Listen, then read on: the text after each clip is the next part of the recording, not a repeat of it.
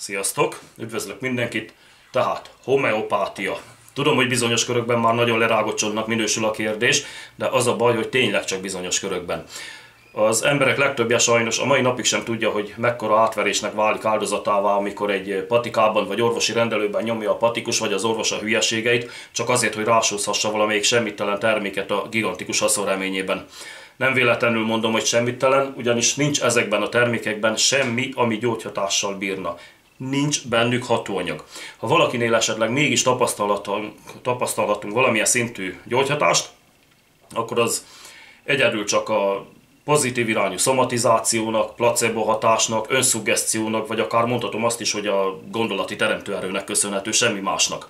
Ugyanis hogyan készül egy ilyen homeopátiás hatóanyag, amit aztán beépítenek kis golyócskákba, szirupokba, kenőcsökbe, te pedig zsíros pénzért teheted kilószám, ihatod literszám, a krémekből is kennedsz magadra bármennyit, egyik bőrbetegség esetében sem fogsz vele többet elérni, mint mondjuk akkor, amikor margarin vagy tepsi kensz magadra. Szóval, a gyártási technológia. Fogják a kiindulási anyagot, amivel még nem is lenne semmi baj, mert gyógyszerkönyvben rögzített őstinktúráról van szó. A baj ott kezdődik, hogy ezt a kiindulási anyagot több lépcsős higítással kezdik el gyengíteni a következő módon. Higítják és úgynevezett üttferázásos technikával dinamizálják, amit így együttesen potenciálásnak vagy potenciasornak nevezünk. A decimális potenciasor alkalmazásánál ez a higítás minden lépcsőben 10-szeres lesz, a centimális potenciasornál pedig már 100-szoros. A lényeg az, hogy mire a gyártási folyamat végére érünk, már nem marad egyetlen molekulányi ható anyag sem a homeopátiás készítményben. Ilyenkor erre szokták azt mondani a homeopátiás őrület mellett kardoskodók, hogy igaz, hogy nincs már benne hatóanyag, de itt nem is az számít valójában, hanem a molekuláris szinten közölt információ. Hogy értsük, miről beszélek.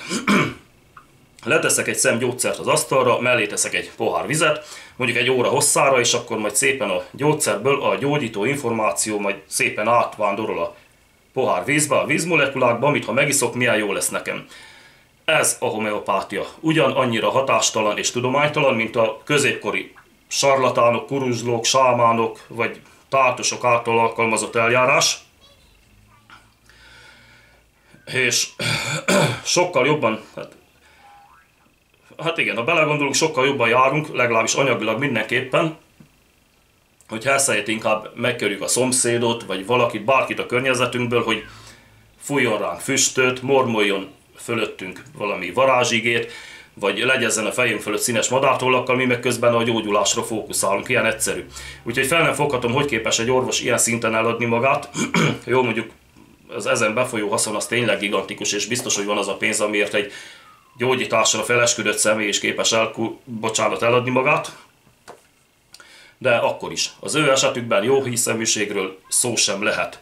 Hogyha azt nézzük, hogy egy orvos, ha egyszer sem ismétel évet az egyetemen, a szakosítóval együtt akkor is minimum 8 évet tölt aktív képzéssel, úgyhogy kizárt dolog, hogy ne legyen képben.